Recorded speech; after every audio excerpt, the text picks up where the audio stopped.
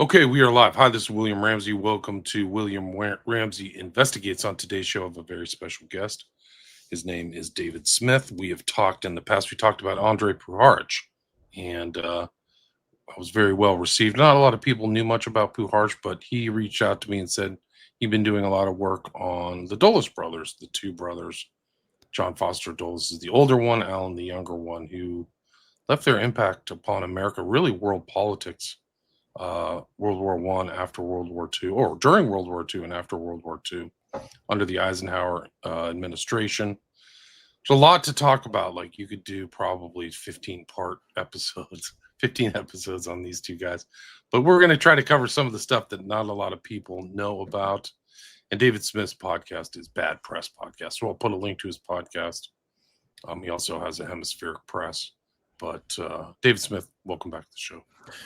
Thank you very much for having me. Excited to be back. I really enjoyed the last one, so I'm looking forward. Yeah, I did too. Looking forward to this. Yeah, so for people who didn't hear our last one, maybe you can talk about your background, your interest, your podcast, and then why you got interested in the Dulles brothers.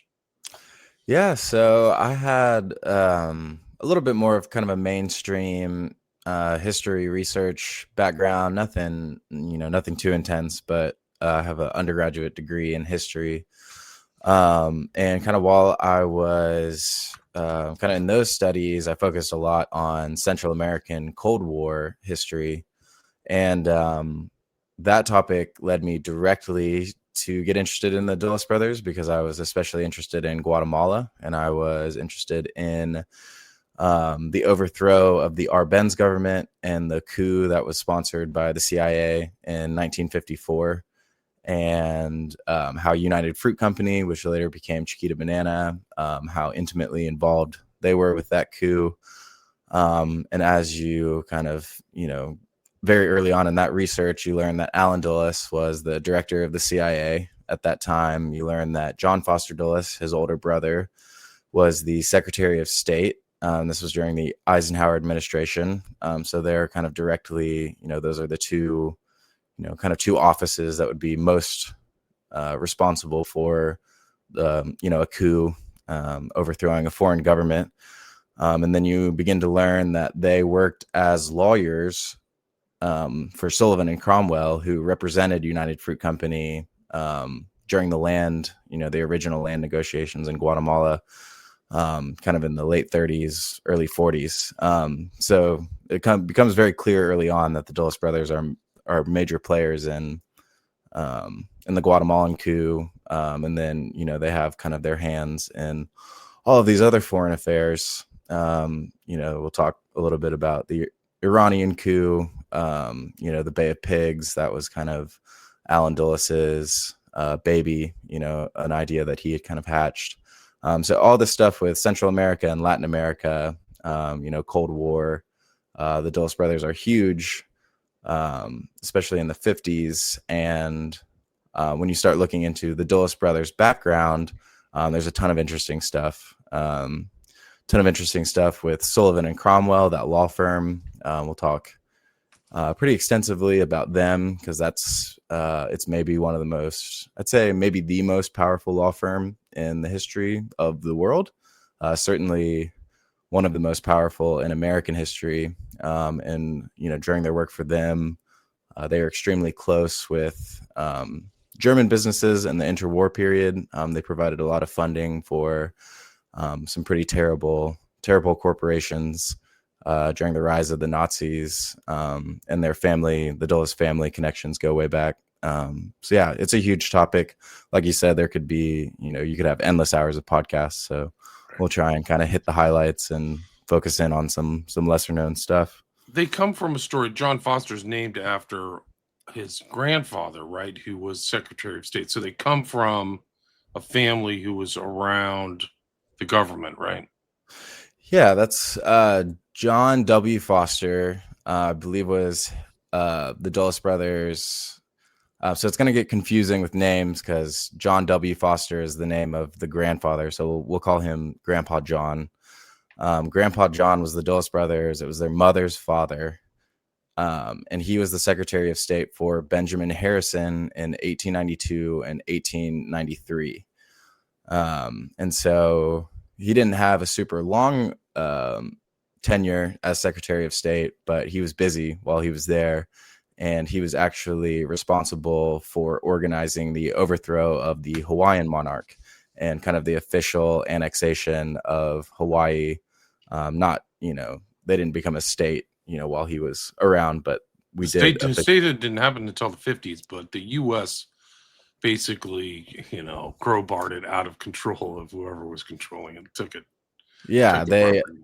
Yeah, it was Queen Lily Uokalani, I believe is how you would pronounce it. And that she was the Hawaiian monarch, and Hawaii was an independent state at that point. And so they had entered into trade agreements with the United States. They had entered into trade agreements with other, with other nations kind of in Asia. It's a critical junction between Asia and the United States, the middle of the Pacific. Super strategic location, but they, like I said, they had been recognized as an independent state, and we had entered into treaties with them. And Sanford Dole, the patriarch of the kind of ubiquitous Dole Fruit Company, he was the one that kind of led the coup, but the United States actually supported the overthrow of the monarch with Marines. So they landed Marines on the beach to help Sanford Dole and kind of his team seize power. And so it kind of became, a banana republic. And the word banana republic actually comes from Guatemala because it was, bananas were the central export of Guatemala. But United Fruit Company, right? Yeah. And like I said, we'll talk about them because that was one of the things that I've looked quite a bit into and been researching for over 10 years now. But Hawaii kind of became this banana republic led by Sanford Dole before banana republics were, I guess, really even a thing. So it's that parallel is really fascinating to me, that the Dulles brothers' Grandpa John, had overseen the overthrow of a government and given control directly to the leader of this massive fruit corporation. It's one of those things that you don't necessarily like when you think of like big evil empires, like corporate empires. You don't necessarily think of fruit companies, but they were extremely active, especially in Central America and in different places like Hawaii as well. You got a question already. Jug the Goat asks, "What's up, guys? What are some good books to learn about these guys? They're involved in everything. I'm not sure. Yeah, one is by Kinzer, right? It's called the Dulles Brothers, right? Yeah, Stephen Kinzer. I think it might be called The Brothers. The Brothers. As far as if you want to know, especially about Alan Dulles, The Devil's Chessboard by David Talbot. Yes. I've read really, really good book. David Talbot, I think, started Salon magazine, but he was able to actually. Book. Yeah, it's a fantastic book. Yeah, he was able to get access into. I think that there is a like Dulles library at Princeton, and I think he was able to kind of get access to some records that had previously not been available to the public. So those are those I would like start with those two. I also think that there is a book that is specifically about Sullivan and Cromwell, and I believe it's called A Law Unto Itself. And to understand kind of the Dulles brothers, I really think you need to understand a little bit about the history, or a lot of it about the history of the law firm they worked for. So, and there's really not that many books about specifically about Sullivan and Cromwell. It's the only one that I've been able to find that's dedicated solely to the history of that law firm. If you can find it at all, right? Yeah, it's like one of the great suppressed books of all time. A Law Unto Itself: The Untold Story of the Law Firm Sullivan and Cromwell. 100 years of creating power and wealth. So you can't even find that on a shelf in a library. I don't even think you can buy it off Amazon. Yeah. No, I think I had to go find a PDF of it, and I'm not even sure if that PDF was like you can just look it up online. I think I had to kind of dig around for it. But yeah, if you're looking for kind of a quote unquote banned book, that's that's a really revelatory one. And I mean, that is itself the reason. The importance of Sullivan and Cromwell is that they were the corporate overlords for all these. They call it a white shoe firm. All of these huge corporations, including Standard Oil, right? And U.S. Steel and all this stuff. Yeah, so I can talk a little bit about the history of Sullivan and Cromwell. So it was started by two guys named Algernon Sidney Sullivan, William Nelson Cromwell. Started in 1887. They set up shop directly across from the New York Stock Exchange, and they specialized in corporate law. So they would rescue struggling companies. They would form new companies, and they would merge companies together. So they were especially active in, kind of like forming mergers. And so one of the notable companies that they started early in their history was the Edison General Electric Company. So kind of right off the bat, they're involved with one of the most major utility companies in the United States. One of the things that they did very early on that completely changed global economics forever was they lobbied the New Jersey government to set up extremely favorable corporate laws. And they were basically responsible for getting the legislature passed in New Jersey. And for the first time, one company could hold stock in another company. And so this led to the creation of holding companies. And the reason that they set up this legislation is because it allowed corporations to work around the antitrust and anti-monopoly laws that had been enacted in the 19th century. So there's always kind of this war, between massive corporations and the government, and the government would try and curb, power and try and break up monopolies. But there's, these companies would always try and find loopholes in that. And so Sullivan and Cromwell incorporated U.S. Steel in 1901 under the supervision of J.P. Morgan. And U.S. Steel was a conglomerate that brought together Carnegie Steel, Federal Steel, and National Steel at a value of $18 billion in today's dollars. And this company produced around 2/3 of the nation's steel in the early 20th century. And they also, like I said, they were involved with the most powerful utility companies in the country. They helped Union Electric establish over 1,000 subsidiary companies to get a stranglehold on the production and distribution of electricity. And that's just, a couple of their clients. I mean, you want to talk about major corporations, I would say at least 60 to 70% of them at one time have had Sullivan and Cromwell on the payroll. And then I don't know if you want to talk a little bit. They were also involved with the construction of the Panama Canal. Yeah, it's very important to actually talk about that. Yeah, so there was a French client of theirs who had purchased land in Panama, and there was kind of this, I think it was a private, the French government may have, contributed a little bit of money, but there was this private French corporate interest to build a canal across Panama. But the deal fell through with the Panamanian government, and the company was in danger of going under. They were, about to declare bankruptcy. Meanwhile, the United States had a separate plan, kind of a parallel plan, to dig a canal through Nicaragua. And Sullivan and Cromwell intervened before they were about to finalize the plan to build the canal in Nicaragua, and they convinced the United States government to actually purchase the land from their French client. So the reason that the Panama Canal was built in Panama, not Nicaragua, was because Sullivan and Cromwell intervened, and they helped save this French client of theirs from going under, because it was a massive deal. I forget the number. Huge interest. I mean, there's a huge amount of corporate and monetary interest in making that canal happen. By the way, people who don't know, Panama didn't exist, so it was actually part of Colombia. They actually created a new country. And basically just strong-armed them. Basically, it was kind of like Teddy Roosevelt said, we're going to take this land. So Panama really, as a country, is independent because of the United States and Sullivan and Cromwell and all these guys. Well, and we just talked about like that, kind of creation of holding companies, and, where, like, what is Panama, best known for, maybe other than the canal, is it's a, corporate safe haven for, tax breaks and all that, all that kind of offshore, funneling, assets into, they just have random papers. Yeah, that's exactly right. So, and that just gives you, it's just a, a taste, like, Sullivan and Cromwell is kind of its own its own beast to tackle. But this was before the Dulles brothers were working. All of this was pre-Dulles brothers involvement. But when the Dulles brothers get involved, they're going to especially become interested in German investment. And that German investment would be kind of in the interwar period.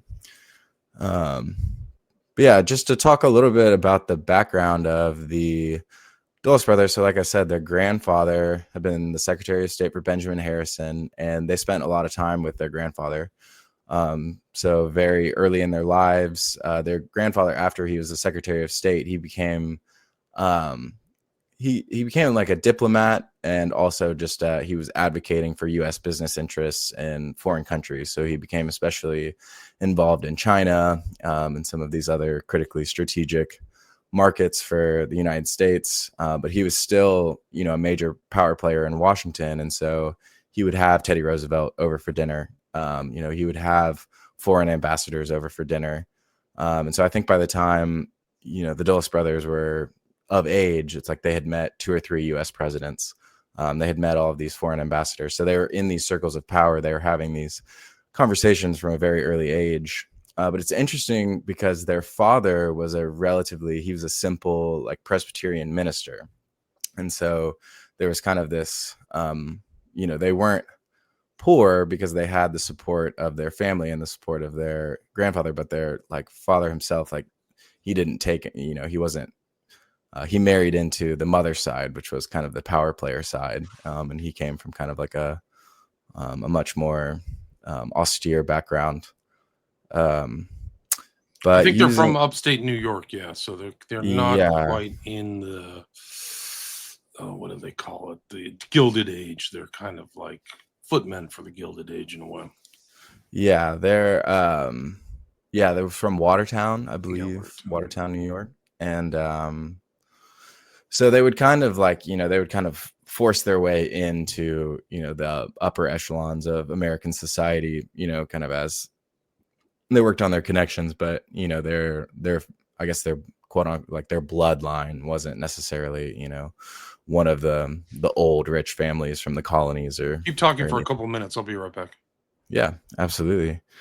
So both of the Dulles brothers, they ended up attending Princeton. And so John Foster Dulles was he was the more conservative of the two in terms of his personal life. He was much more religious than his younger brother Alan was. Like I said, their father was a Presbyterian minister, and John Foster Dulles kind of embodied that Protestant conservatism, hardworking. He was known as kind of a workaholic, keep his head down, very faithful and dedicated to his wife, but, also very, more so committed to work. Whereas Alan was kind of the party boy, much more into drinking, much more into sleeping around, he's kind of notorious for, having multiple mistresses and being very out in the open with it. So you kind of had, they had very different personalities, and they would always work together, but they did kind of clash in that way. They weren't, they weren't twins in the sense that they, were robotically in step or anything like that. And you would kind of see that in the careers that they choose. So John Foster, becoming the Secretary of State, and Alan Dulles becoming the director of the CIA. The CIA was kind of this rogue, like, sexy intelligence organization, whereas the Secretary of State was much more of kind of that, formal office of power. But they were both able to actually, so we mentioned their grandfather was the Secretary of State for Benjamin Harrison. They had another family member who was the Secretary of State for Woodrow Wilson. And his name was Robert Lansing. And I believe it was their mother's brother. But yeah, Robert Lansing was the Secretary of State for Woodrow Wilson during World War One. And so he was, kind of instrumental in a lot of, like, getting the United States into the war, and especially getting them into the war on the side of Great Britain.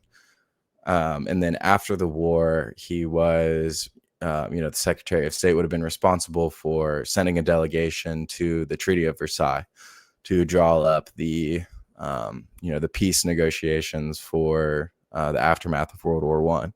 And so both Dulles brothers actually had an opportunity to go with that delegation to the Treaty of Versailles and work on behalf of the State Department.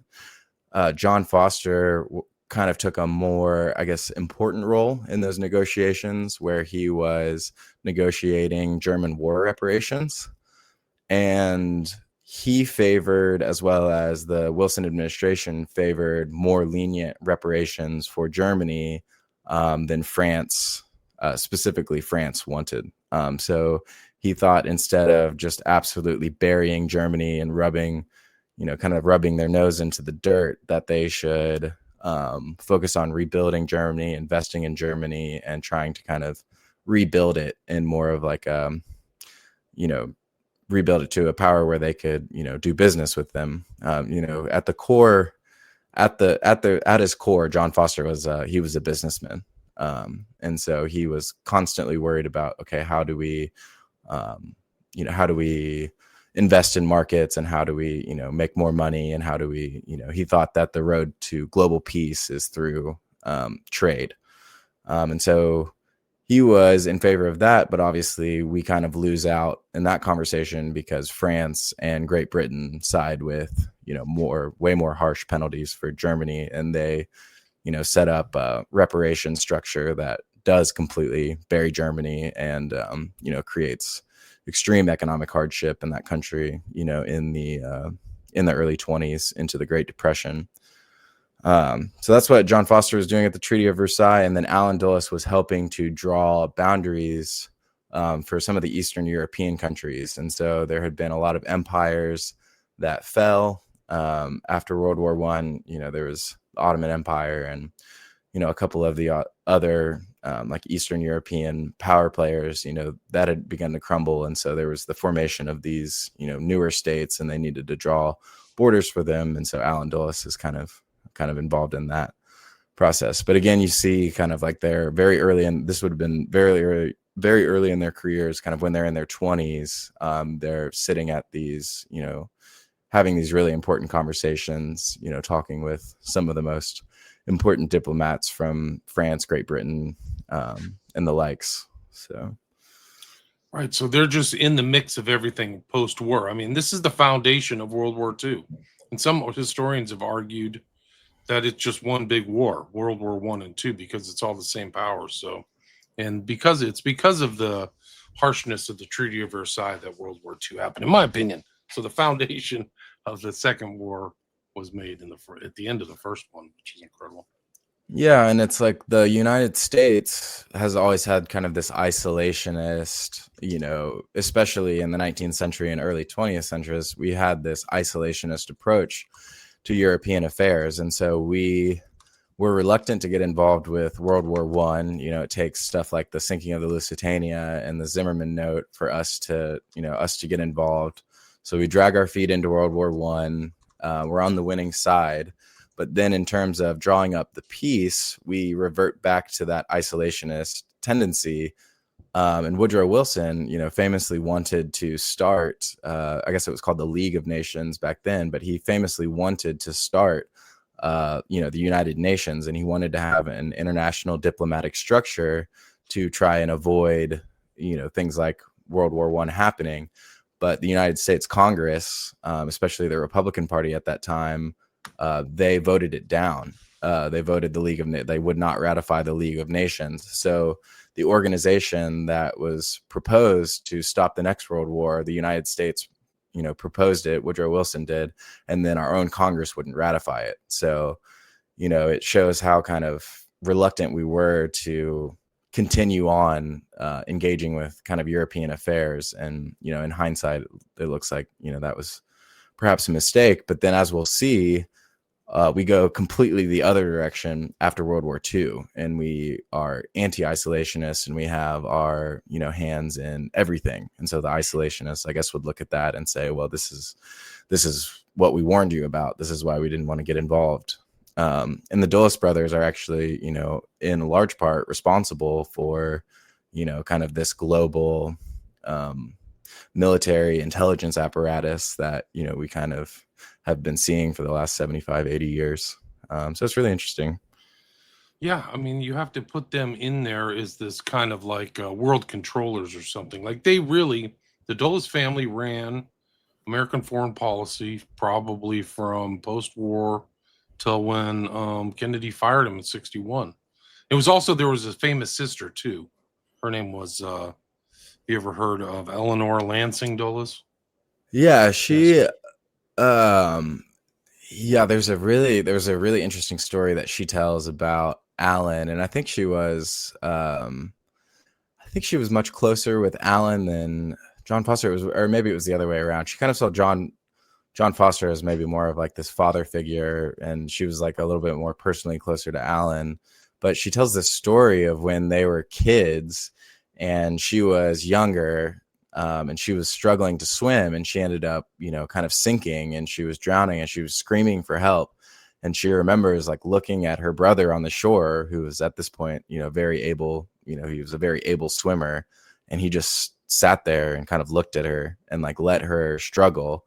And then after, quite a few seconds of that and her panicking, he started to call out and like scream. And their mother, who suffered from migraines, was laying down in the house. She had to like run out of the house full sprint and dive into the lake fully clothed to like rescue their daughter. But Eleanor would go on to like talk about it, made like a huge imprint on her, as a child. But I don't know That a was ton his about it. nickname. His nickname was the Shark. There were a shark, or people thought of him as a shark. So not really a warm and cuddly nickname by any chance. Yeah, he was definitely the more. I mean, like I said, I don't know, like what kind of.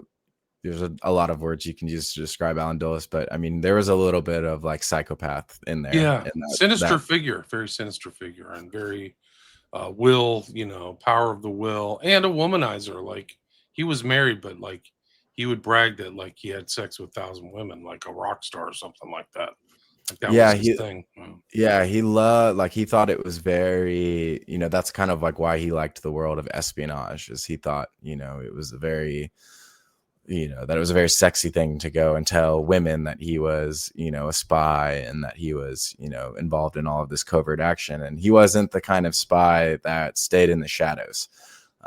He was very out in the open, even when he was the OSS station chief in Bern, during World War II. Like he openly advertised that he was, the station chief for the OSS, and he would, host parties at his house in Bern and meet with contacts. He was not worried about being covert in a lot of his actions, and he liked kind of the attention of the press. The press would write articles about him, and he kind of liked that spotlight. So yeah, and then yeah, famously, and I know that I think you mentioned this in our last episode, but famously he had Mary Bancroft as one of his mistresses. Right. And it was strange because his wife, like you said, he never did anything behind closed doors. He was very open about it, and he would tell his wife, um, that he was having all of these affairs. And his wife actually became friends with Mary Bancroft, and I think it was like they both were seeing Carl Jung Yeah. at one point, and but it was strange that his wife and his mistress had a friendship, and they were both kind of like could not figure out the enigma that was Alan Dulles. But It was her best friend that she traveled around the 30th. That was Ruth Forbes Payne, who Michael Payne was like literally there at the JFK assassination. Like these are really close connections. yeah, that's what we had touched on. It gets confusing because there's a Ruth Payne, but there's a different one, Ruth Forbes Payne, who is Yeah, the age of Dulles. Yeah. yeah, and that was Arthur Young's. It Right. was like Eventually his her, wife too, right? yes, I think her second husband was Arthur Young. And at the time of the JFK assassination, that was like, yeah, Ruth Forbes Young, yeah, was the mother, and then Ruth Forbes Payne was the daughter, and Ruth Forbes Payne was the one that was in Dallas. No, but Michael Payne's important because he's the direct son. there were, I mean, I was reading through some of the JFK stuff recently, and he is there. Like when they brought Oswald in after he was arrested, he was there on November 22nd, 63 in the cop's place. So you Yeah. literally had the direct son. So people, the thing is that Ruth Payne is a very important figure, but her husband's just, he's one of those people who was like almost like a spy, like, oh, he's just the guy who's the ex-husband. He's not around. That's not true. He was Yeah. on site for the JFK assassination. No, Yeah, that's what, and like you said, it does get really confusing with all of the names and then that whole thing. But it was, yeah, I mean, they're 100%. They were all tied up in that JFK assassination. And we'll look, like I said, we'll get to the JFK assassination and kind of how Dulles is, directly, kind of a linchpin in that whole, in that whole affair. He's right in the thick of all of it. So yeah, but that's kind of getting a little bit ahead. Arbenz. I mean, the whole thing, like people look past these Arbenz. The U.S. meddling in the Central America goes back to post-war, and the early one is 53, right? So, like we talk about Iran Contra, it's a constant meddling since World War II, right? Yeah, absolutely. And that's what I mean. We can talk about that, or we can talk about the Sullivan and Cromwell, like their ties to the Nazis. Before, and I guess we can go kind of in chronological order. So we'll go with the Nazis first, and then we can spend a lot of time on the Arbenz stuff because that's super interesting. But both the brothers kind of after this, World War I, after they're part of like this Versailles Treaty peace process, they both go on to work for, I mean, I think they were actively working for Sullivan and Cromwell then, but they rise through the ranks at Sullivan and Cromwell, and they become increasingly connected with German business interests in the interwar period. So right after the Treaty of Versailles, John Foster takes a trip.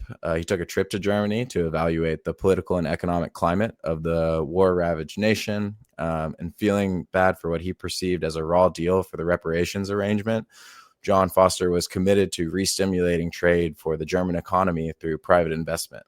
And so on this trip, he actually witnesses the Kapp Putsch, which is a right-wing revolt in Germany immediately following World War I.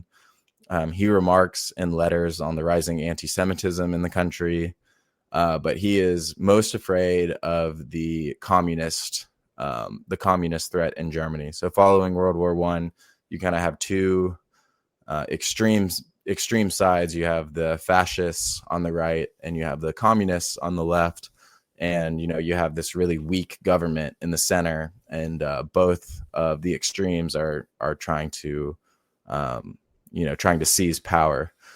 And so he becomes aware of all of this right-wing activity and the fascism that's starting to spring up, but he's also much more concerned with communism. And this is a really critical thing to understand about the Dulles and to understand about the Cold War in general is, I think a lot of times it's like we talk about the Red Scare and we talk about, like how communism is the worst, but really digging into why the Dulles brothers would be so afraid of communism, it's because they work for Sullivan and Cromwell, and they work for the biggest corporate law firm in the world. And communism is a direct threat, especially to these major corporations. And so, when you talk about who is threatened the most by communism, I mean, you have your average Joe who doesn't like communism and hates the Reds, but the people most threatened by communism are, the elite owners of business, because that's who is, going to have their businesses threatened if the state, seizes control. And so that's just like very, like even before World War II happens, even before, the rise of the Nazis, like they are very, very concerned with communism because the Bolshevik Revolution happens during World War I. And so they are especially paying attention to the communist threat in Germany. And that's why they want to kind of get these German businesses on their feet, and they want to re-stimulate trade so that, they can have a buffer against any communist rise to power.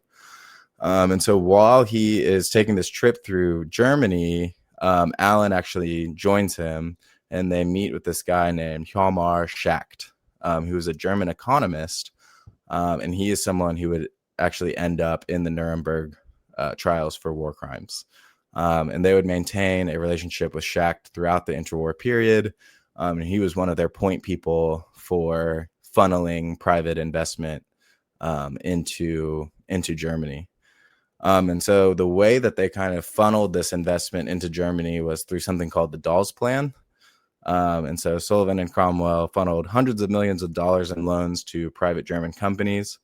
They also represented some very suspicious clients in Germany. They set up a German wing of the law firm called Albert and Westrick.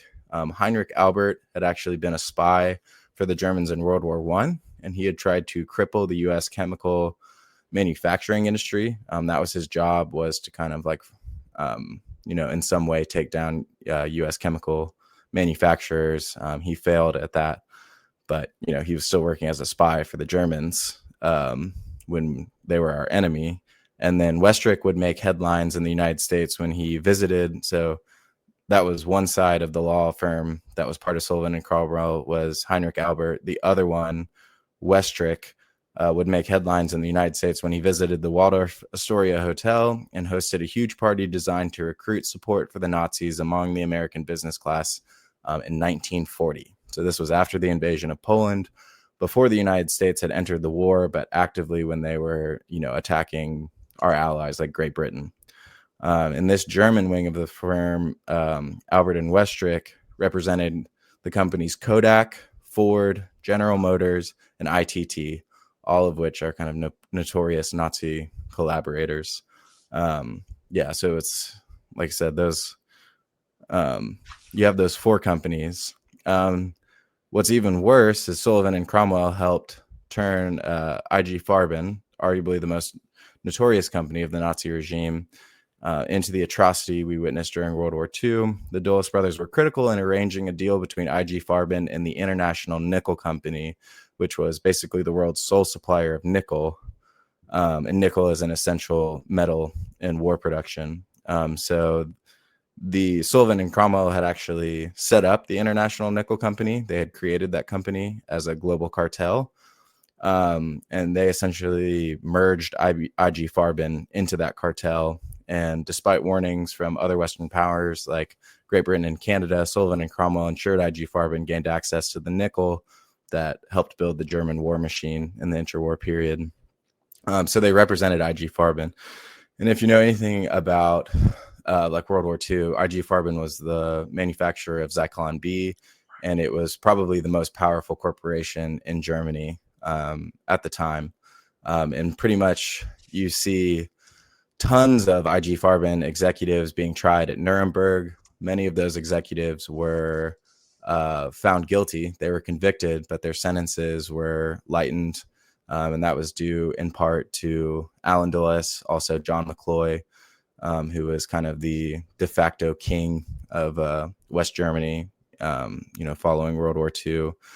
But IG Farben, I really encourage people, if they don't know a lot about that company, to kind of look into the history.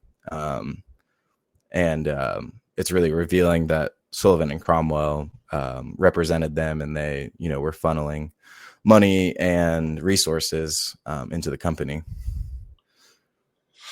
Right. I mean, it just shows like this cross-national, trade going on. It goes all the way through. Like there's all kinds of intermediaries. Dulles is a member of the Knights of Malta. So is Himmler. All these other guys. Schacht is like an incredible figure. Like, but close to Hitler too. Like these guys are all adjacent to Hitler. It's really Schacht ended up leading the Reichsbank, and I think he was like known as Hitler's economist. So it's not like they were, kind of supporting like peripheral figures of the Nazi regime. It's not like they were kind of like involved in low level business. No, they were representing IG Farben. They were representing Ford, General Motors, all of these companies. And then, their point people were, people like Hjalmar Schacht, who was, known as Hitler's economist. And so that will, it's critical to understand kind of those pre-war connections, because then when you look at something like Paperclip, it begins to make a lot more sense. It's like, it's not like it's in a vacuum. There are all of these relationships that extend deeper into history than just 1939 to 1945.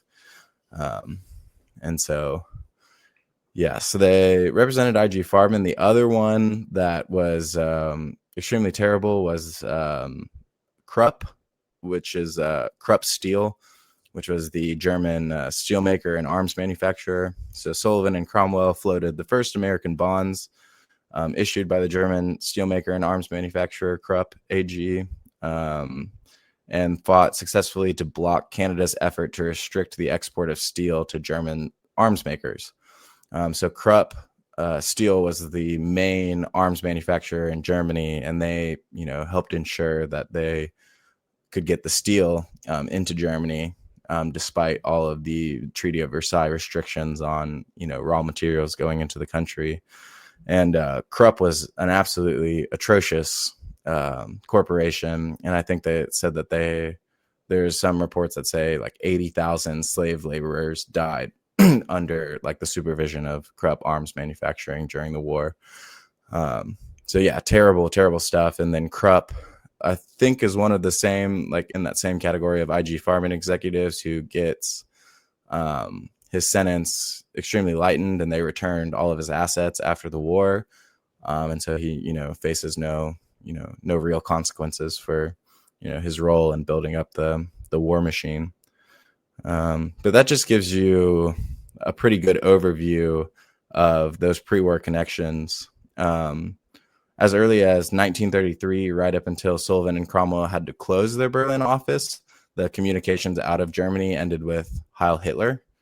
So it's like when the German office was corresponding with the office in New York, they had Heil Hitler at the bottom of their communications. And that was like the law of Germany in the time. But still, you would think that, it didn't appear that, John Foster or Allen really had any moral objections, to stuff like that. And they had actually, I believe it was either Allen or John Foster had even had a meeting with Hitler in 1933. And they had kind of like published some, I think John Foster had published some stuff in some different newspapers that was kind of tacitly supporting the Hitler regime, saying that this is, kind of a defense, this is a great bulwark against, the incoming Soviet threat. Communism, yeah, right after Hitler comes into power in 33, right? Yeah, that was like, it was, and I think that's like, Schacht is right there. And then there's also something called the Bank of International Settlements, and there's Carl Blessing is one of their contacts. He ends up in the Reichsbank, not quite as high as Schacht gets, but right underneath there. Carl Blessing, his job was to incorporate the Austrian National Bank into the Reichsbank after the Anschluss, after Germany took Austria, kind of into the empire. And he's one of these people that later Alan Dulles helps get through the rat lines and helps him kind of get out of trouble. And Carl Blessing was able to keep. He was able to, he worked for. He was also on the board of, it was Continental Oil, I think is the translation to English. But yeah, Carl Blessing was on the board of Continental Oil, a monopoly created by IG Farben and private oil companies to seize control of petroleum firms in the newly conquered territories. So as they would go through and conquer, Eastern European countries, Western European countries, they would seize control of oil production, and that was the company responsible for seizing all of the petroleum. But yeah, after the war, Blessing was arrested. And while the Allied authorities considered charging him with war crimes, as he deserved, Allen Dulles also had Blessing in his sights. In the summer of 1945, the U.S. occupation authorities asked Dulles to provide white lists of suitable candidates for posts in the new German administration. Dulles provided an A list and a B list. The A list included Ernst Hulse, former head of the Bank of International Settlements, but then Blessing's name was the first name on the B list, and Dulles termed him a prominent businessman and financial expert with considerable experience in international trade. And because he was on the B list that Alan Dulles wrote, Blessing faced no consequences. He was able to work for his former employer Unilever, and he would go on to work in positions at the Bundesbank, which was the successor to the Reichsbank. Died, a rich man. And so, like I said, it's not like these are peripheral characters in the Nazi government. They're very high ranking. And the other guy that was part of the Bank of International Settlements, the same bank that Blessing, had been involved with, it was Thomas McKittrick. And Thomas McKittrick and Alan Dulles are the ones that kind of hatched this rat line plan to get the financiers out of Nazi Germany. So he was, I don't know if Alan Dulles was as responsible for like getting the scientists into the country. I think he worked a little bit on that, but he was more focused on getting the businessmen out. And so many of these Nazi financiers who had financed, the businesses that employed slave labor and, had run the concentration camps, these people were allowed to get away and actually able to retain, most of the wealth that they had accumulated, off the backs of the Jewish, prisoners. And so that's kind of who we're dealing with. And then, I guess before we get kind of into like more of that, I found it really interesting. So in 1938, it was becoming very apparent of like what the Nazi government represented, and Alan Dulles actually had to convince John Foster to close the Berlin office. And so they put it to a vote, and the board, and I'm pretty sure they had like Jewish, there were a couple like Jewish people that worked on the board who were just completely horrified with, these policies. But they put it to a vote, and the board, voted to close the Berlin office. And, the reports are that John Foster was extremely emotional. Some reports have him even like, the decision to close the Berlin office like brought him to tears. And so he felt very, he was very close with the, kind of the Nazi government and the, the business structure that was there.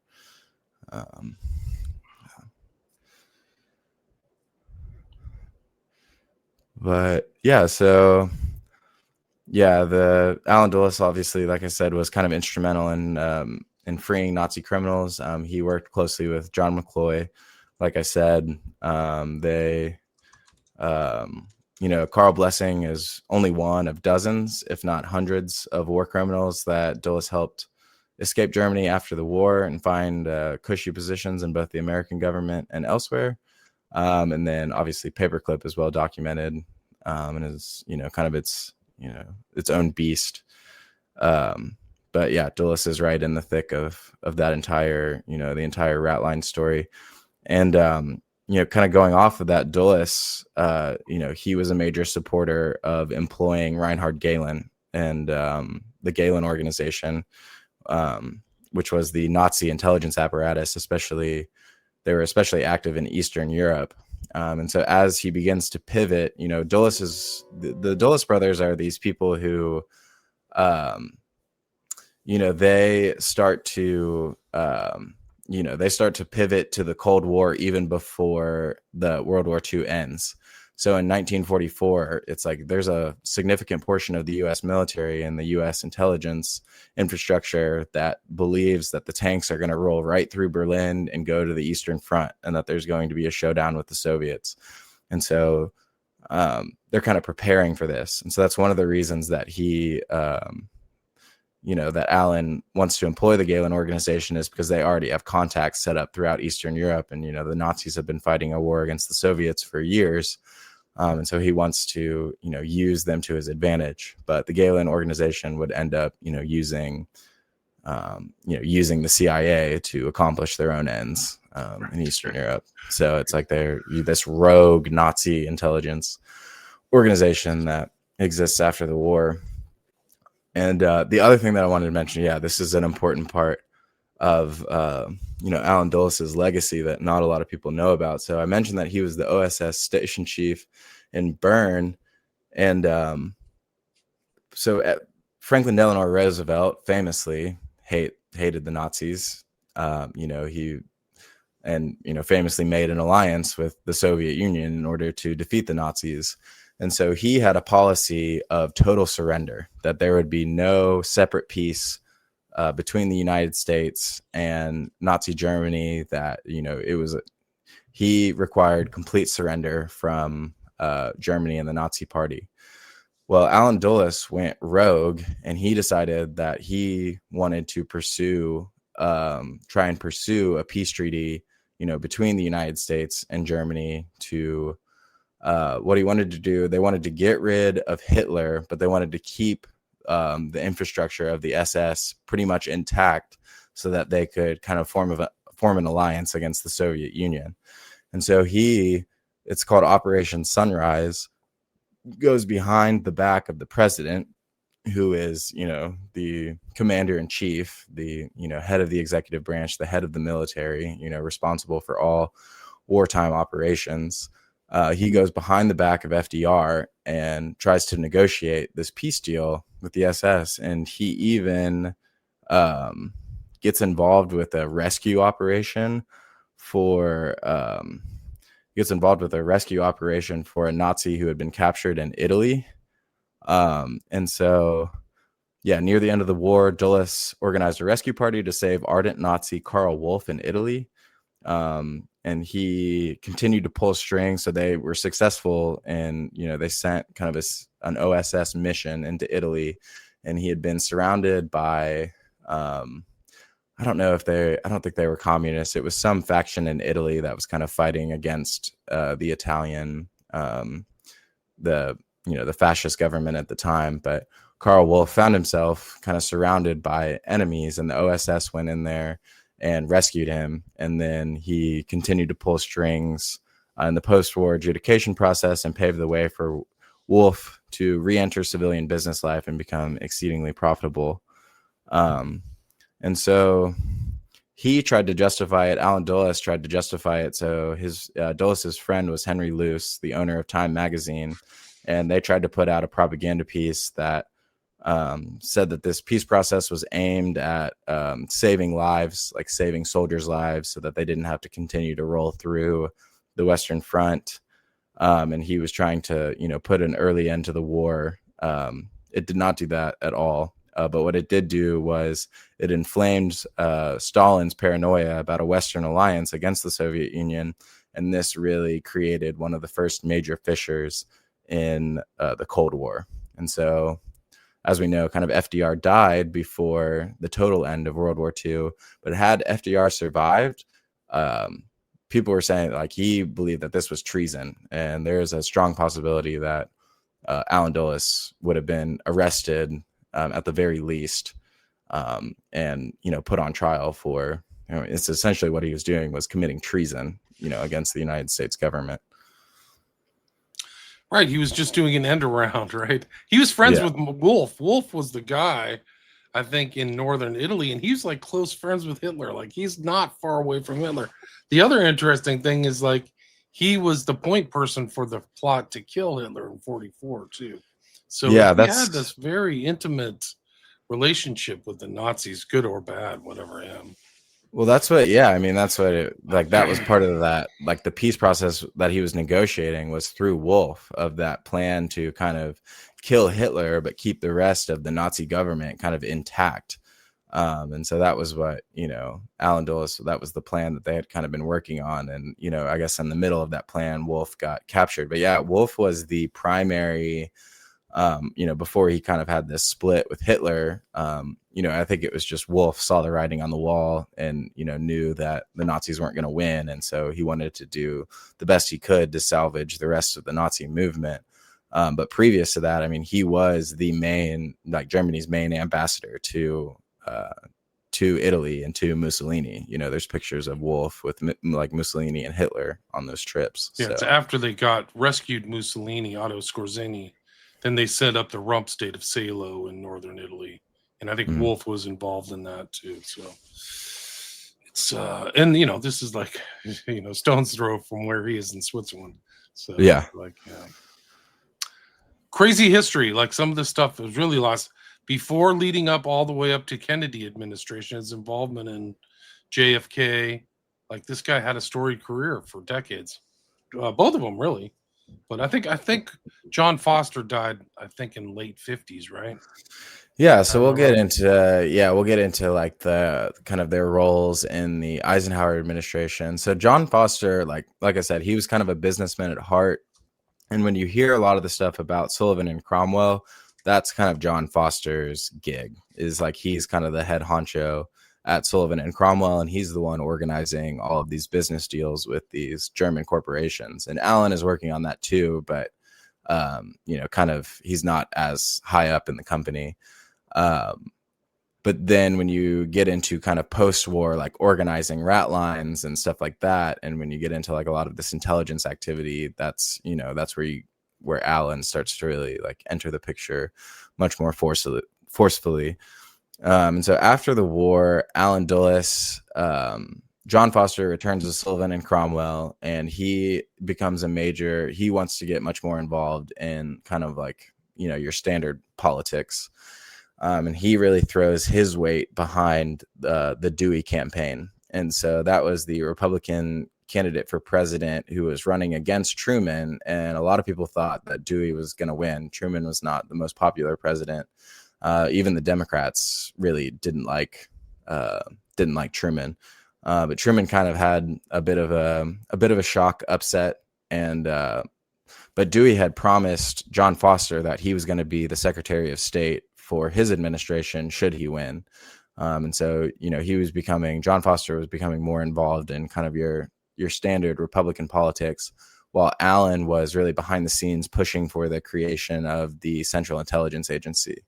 So the Central Intelligence Agency was chartered in 1947, and there was a big fight behind the scenes of how powerful the CIA was going to be, because Truman originally wanted it just to be an intelligence collection organization that provided intelligence to the Joint Chiefs of Staff and wasn't able to really act on the intelligence, that the Joint Chiefs of Staff would make decisions about the intelligence being provided, and that they would be the ones to kind of call the shots based on, whatever the CIA collected. Whereas Allen Dulles wanted a much more powerful organization that both collected the intelligence and acted on the intelligence. And so, there's all of this. The Red Scare really begins to pick up. There's some things that happen in Czechoslovakia. There are communists, there's activity down in Latin America. Colombia is a hotspot. And so as, kind of this Red Scare really begins to take hold of the country, that's how Allen Dulles uses the fear of communism to really work behind the scenes and help create a very strong Central Intelligence Agency that has a lot of authority and jurisdiction to kind of work. And so he, is successful in kind of pushing through his vision for the CIA in 1947. But as I said, Truman wins, so they have to kind of wait until they officially, get into positions of power. And that would come with the Eisenhower administration. And so under the Eisenhower administration, who, I believe is a Republican, John Foster Dulles is able to secure the Secretary of State position, kind of following in the footsteps of his grandfather and his uncle. And he's really like a leader in anti-communist rhetoric and anti-communist policy. And so he has a very aggressive attitude towards the Soviet Union. So later there would be kind of a policy of containment. There would be kind of a policy of a lot of people would be pushing for kind of like peace with the Soviet Union instead of trying to get into an active war. Whereas John Foster, this is early Cold War, early Eisenhower administration, he is taking a much more aggressive policy, and it's called rollback of communism. And so he's wanting to actually engage with communist countries, like engage with communist governments and kind of like more formal conflict, more formal kind of war. Brinkmanship, they call it brinkmanship too. Take it to the top. Yeah. And he also, he's a believer in what it was like, basically total, like, massive retaliation. So more bang for the buck, tons of nuclear missiles, the whole bit. It's all Dulles, Yeah, and so that's John Foster Dulles, and he's writing all of these things in the media. He's a big, he's writing all these editorials and different stuff like that.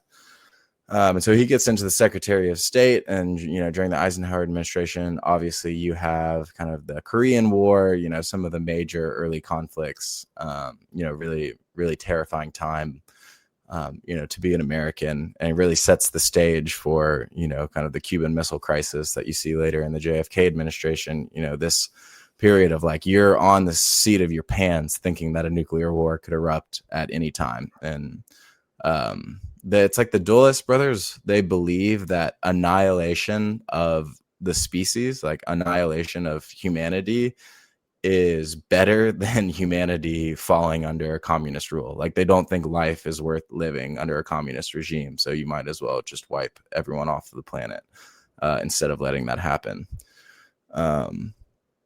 So yeah, he's Secretary of State, and then he ends up getting sick. I think he gets sick during the second Eisenhower administration, and has to kind of leave his office of Secretary of State, and then he ends up dying in the late 50s. But Allen Dulles has kind of a crazy, while he's the director of the CIA under Eisenhower, has a crazy series of events that he overseas. And so I guess it really kind of starts with Iran. Like, that's probably the first formal, engagement with, trying to overthrow a foreign government that Allen gets involved with. And so in Iran, it was the nationalization of oil that threatened the West the most. Iran was a country that had largely been controlled by British petroleum interests over the years and the decades kind of leading up to World War II. But the Iranian people had grown tired of foreign influence over their nation's economy, and they sought a leader who would protect their national interests from hawkish Western companies. And so Mossadegh was this leader. He was democratically elected to lead Iran in the early 1950s. He was not a communist, but of course the CIA and others smeared him as one. He was more of an Iranian nationalist who had a few socialist policies, but mainly he just wanted to nationalize the country's resources and take the oil out of the hands of the West and put it in the hands of Iran. But they smear him as a communist. They send Kermit Roosevelt, who was it FDR's nephew. He was, in the Roosevelt line. Kermit Roosevelt, yeah.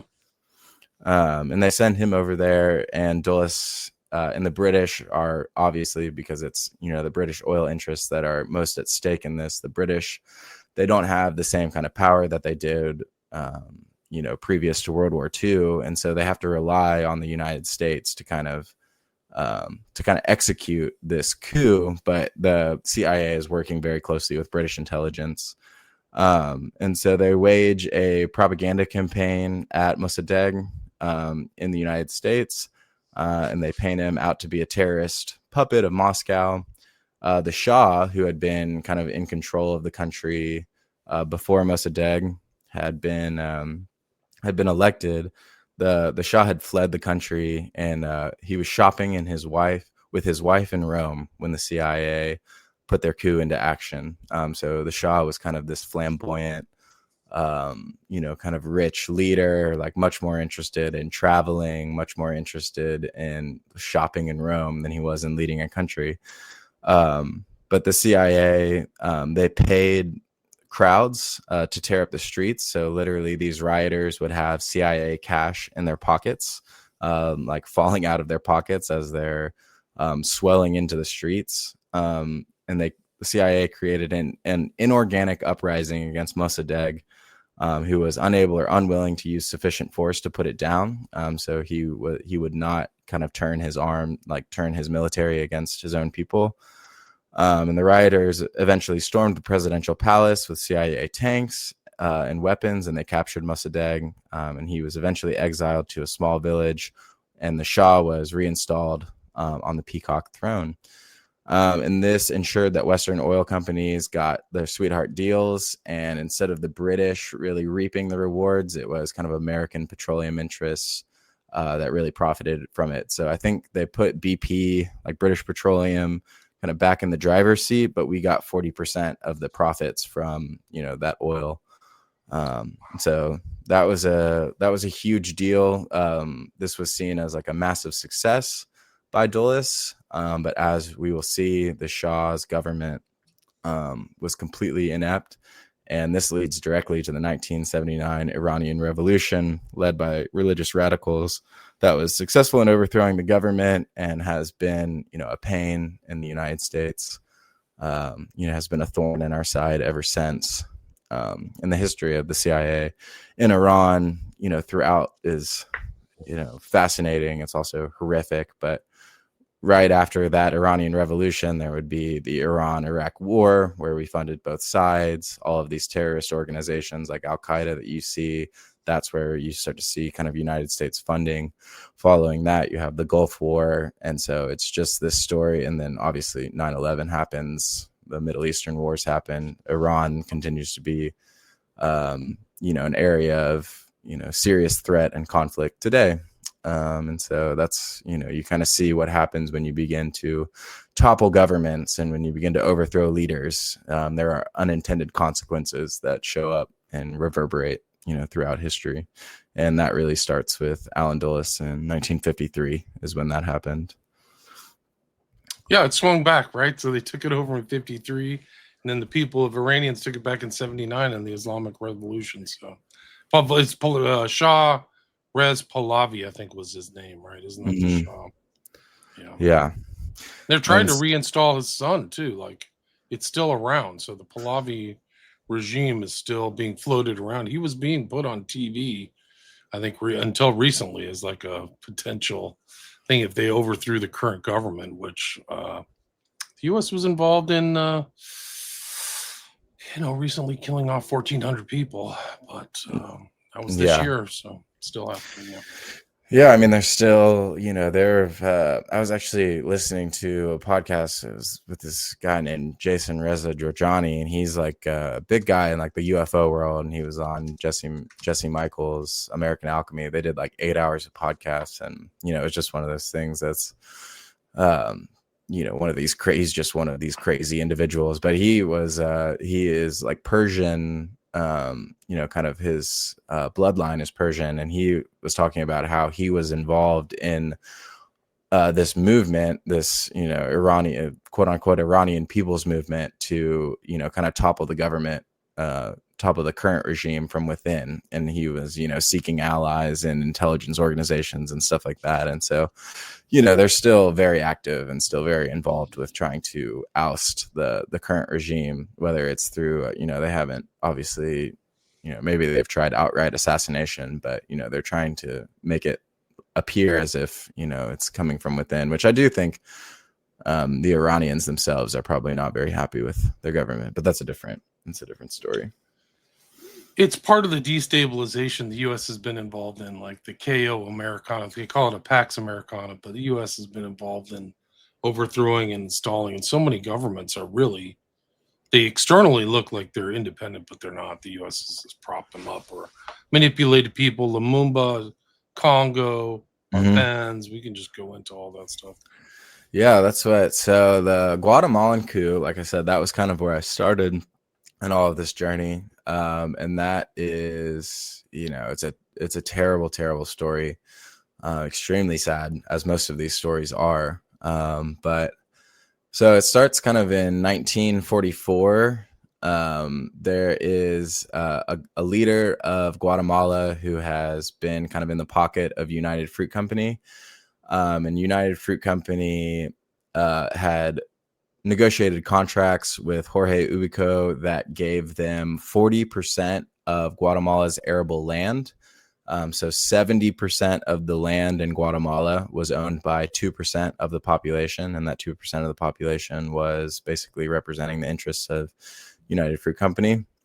They owned all of the railways in Guatemala. They owned the only Atlantic port in Guatemala. They owned the telecommunications company in Guatemala. So this was basically a corporation that had a state within a state. They were, probably even more powerful than the Guatemalan government was itself. And like I said, the law firm that represented United Fruit Company and negotiated all of these contracts was Sullivan and Cromwell. And, Allen Dulles and John Foster Dulles had helped to negotiate those contracts. And so in 1944, this is like right before World War II ends, the United States doesn't quite have the time to, check in on, everything happening in every country in the world. And so Guatemala is actually able to hold elections for, I think, one of the first times in their history, like a real election. And they elect a guy named Jose Arevalo. And Jose Arevalo ushers in what's called the 10 years of springtime in Guatemala. And he is kind of a socialist reformer. But he's much more, he's interested in doing things like building public schools, building hospitals. He's interested in providing social services because Guatemala was and still is one of the poorest countries in the Western Hemisphere. And it was just setting up basic social services, to try and help the impoverished people. So under United Fruit Company, they had basically a debt slavery system. Jorge Ubico, the guy before Arevalo, the dictator who had set up all the deals with United Fruit Company, he referred to the indigenous peasantry as like beasts of burden.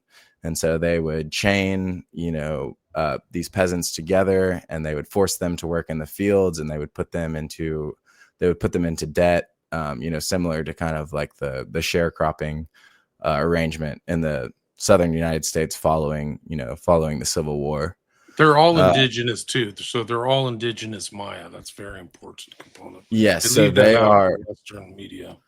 Yeah, they are Guatemala. I'm not sure if they are still majority indigenous. They might 50, be, but 50, they're I think, pretty close. Yeah, but they were the last remaining indigenous majority country in the Western Hemisphere. Like they were the ones that had the most remaining indigenous people. And so these people that they have in debt slavery are all indigenous, extremely poor. They would live up in the mountains during the winter, barely surviving, barely able to farm enough food for themselves.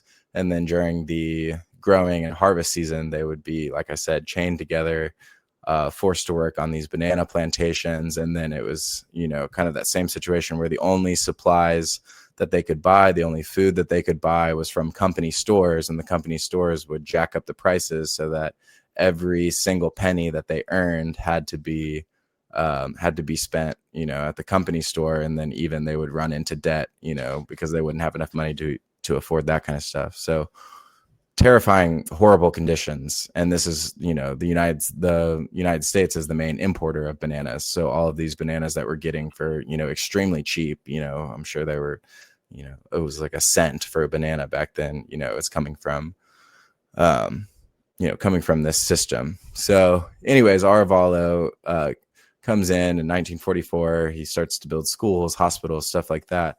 But the one thing that he will not do is he will not pursue land reform, because he knows how powerful United Fruit Company is. And he knows that if you take them on, that there's a strong possibility that they're going to fight back.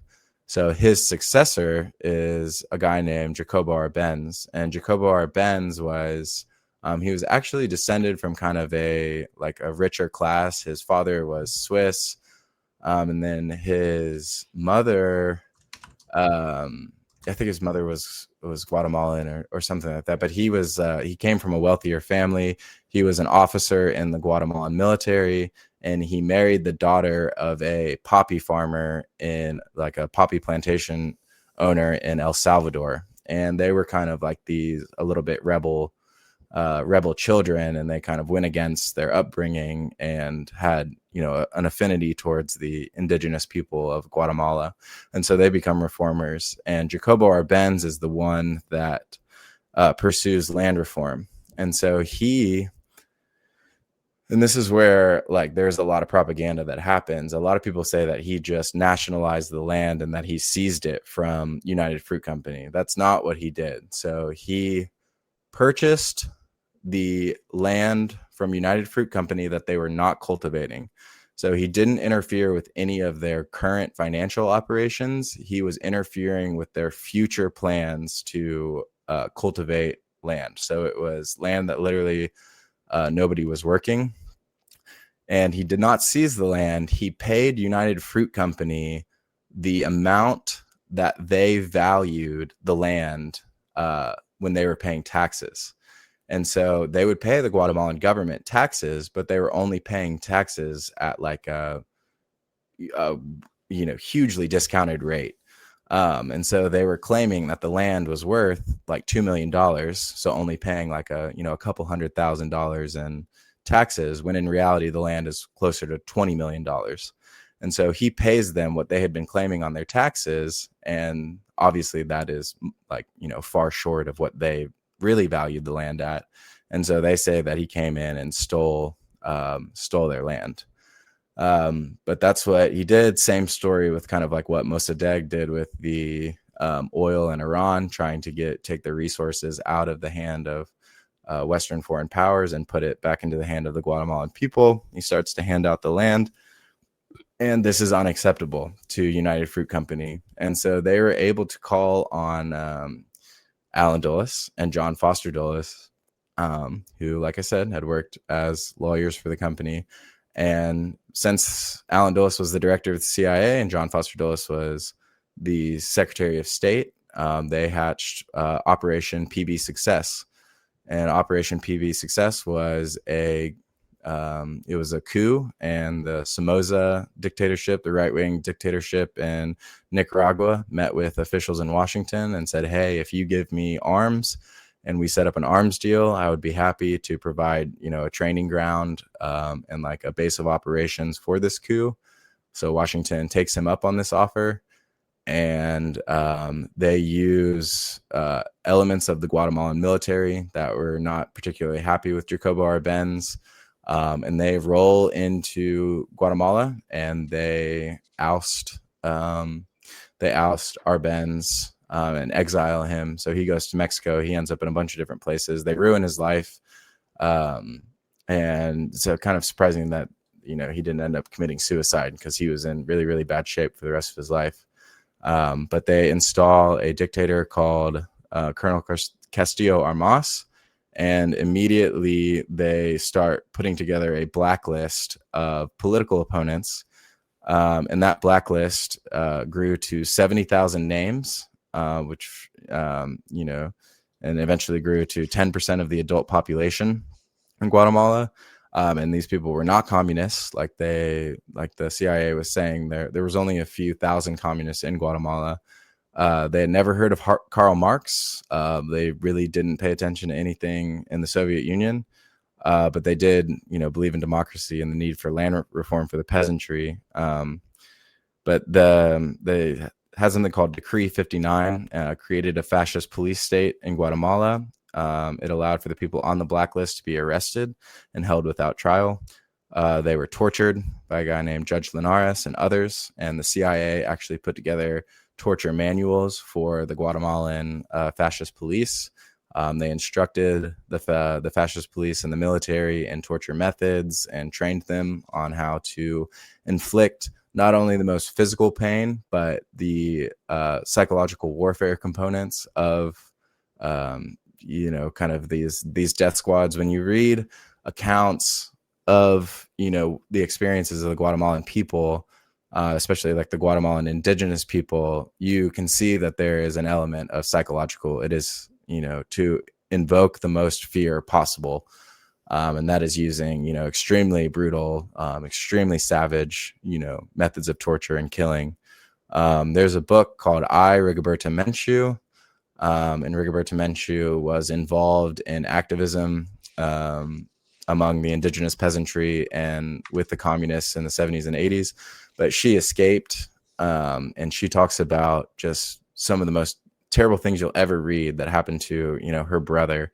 And they would do these public executions where they would, torture these young boys for, 7 days before bringing them in front of their families. And then they would, continue to torture them in front of their families and, burn them alive. So stuff like that is what the CIA was kind of training these death squads to do.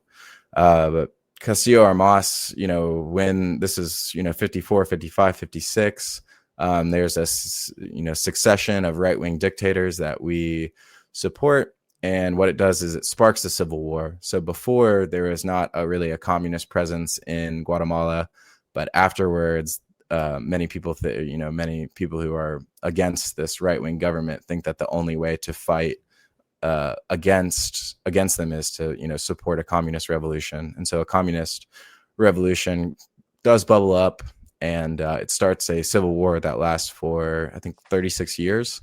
And at the end of it, I think around 250,000 to 300,000 people, mostly the indigenous Maya, end up dead. There was a genocide that happened. So the communists, their strategy was at first, they tried to kind of take the government head on. They got absolutely wiped off the map. And so they had to kind of recede back into the jungle and go on kind of one of those Mao, kind of long marches. And then their strategy was like, well, we need to recruit the support of the indigenous Maya. We can't do this without the support of the people. And so the communists, try to start making alliances with the indigenous Maya, and the indigenous Maya are very hesitant to enter into an alliance with the communists because they know how brutal the government can be. But eventually they do, because conditions are so bad. And in response, the Guatemalan government is this guy named Efrain Rios Montt, and this was during the Reagan administration. But Efrain Rios Montt starts a scorched earth genocide campaign where he just tells his soldiers to go slaughter entire villages, men, women, and children.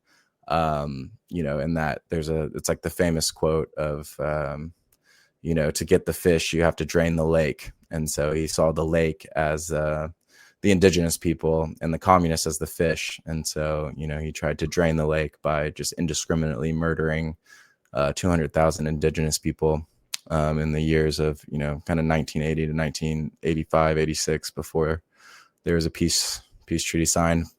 But you see, so going back to Operation PB success, you see like these figures like Richard Bissell, Tracy Barnes, Howard Hunt, David Phillips, David Morales, some of these people that'll pop back up and, all of this CIA history, this JFK stuff, Bay of Pigs, they're the ones who are organizing the coup down there. And and the psychological operations and all the stuff that was done. I think it was Bissell or one of the other guys, like David Adley Phillips, was doing the stuff. This is an interesting picture of kind of symbolizing what went on in Guatemala. It's by the great Diego Rivera, and it shows Castillo Armas. He's the guy in the red, so he's the one who's like getting the handouts from the gringos, and he's making a pact with none other than U.S. Ambassador to Guatemala John Guifroy, and then John Foster Dulles and his brother CIA Director Alan Dulles. And Alan Dulles is kind of depicted as this black figure with money in a satchel whispering in his brother's ear. And then the bomb is face alluding to President Eisenhower. In the background is shown a United Fruit Company ship exporting bananas, as well as the figure of Archbishop Mariano Russell Arellano officiating a mass over the massacred bodies of the workers.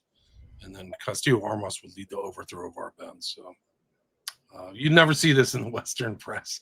It's just another like thing. Yeah, and then just to to iterate is United Fruit Company, kind of in the middle of this, felt the need for a bit of a rebranding, and United Fruit Company became Chiquita Banana. So Chiquita Banana is still, and you will still, every single time I get a banana, 9 times out of 10, it has Guatemala as the country of origin. So they rebranded it and put on a nice corporate, advertising campaign, like to cover up this massive genocide. Not that far away from the United States. We're at the 90-minute mark. I think I got to break it off here. We'll have to do another part 2 sometime, maybe in 2026. But where can people find your stuff, David? Yeah. Check out Bad Press is the podcast that we have, trying to get more episodes out, talking about kind of the same type of stuff on this podcast. Some different subjects as well. And then we also have a Substack. that Bad Press is affiliated with. It is called Hemispheric Press. And under the Bad Press page, you can find write-ups about, we're doing the Puharch series. I'm still doing the Epstein series that we had. There's a lot of different kind of stuff. Probably going to do a write-up of the Dulles because I have 8 pages of notes from this interview. And yeah, a lot of cool stuff. My business partner has a couple books out. Shroud Pilled is one about the Shroud of Turin. He also has another book called God's Eye View. Please buy those. We've got a coloring book. It's the ABCs of conspiracy coloring. So it's just kind of like a joke, good gag gift if you're looking for a last minute Christmas gift for your crazy conspiracy uncle. Like J is for the JFK assassination, stuff like that. And then we have another coloring book kind of coming out. So we're doing a few different things, just kind of throwing spaghetti at the wall, but just trying to make it happen. So really appreciate any support. Yeah, I'll put a link to a Bad Press podcast on here. People follow through. What's your business partner's name again? Trevor Lohman. So Lohman. Yeah. So he is a neuroscientist. God's Eye View talks about the physics of consciousness and kind of how quantum physics, has really led to some fascinating insights into the study of consciousness. And then, like I said, Shroud Pilled is about how maybe the Shroud of Turin is a little bit more real than people ever gave it credit for, and how interesting some of the scientific studies into that have been. So, right on. Again, the guest name is David Smith, and it's Bad Press podcast. I'll put a link to that in the show notes. We talked about the Dulles brothers. There's a lot to talk about. So, thanks everybody. Everybody have a great holiday season. Thank you. Yeah, Merry Christmas. Thank you.